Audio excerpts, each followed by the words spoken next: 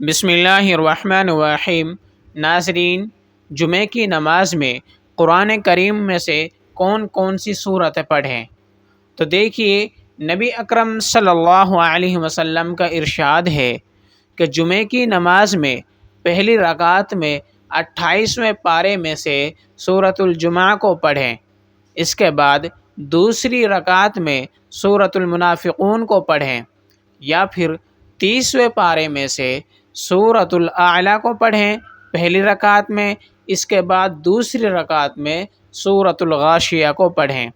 لیکن ایک بات کا خیال رکھیں، ان صورتوں کو ہمیشہ نہیں پڑھنا چاہیے، کبھی کبھار قرآن کریم کی دوسری جگہ سے بھی پڑھ لینا چاہیے، تاکہ قرآن کریم کو ترک یعنی چھوڑنا لازم نہ آوے۔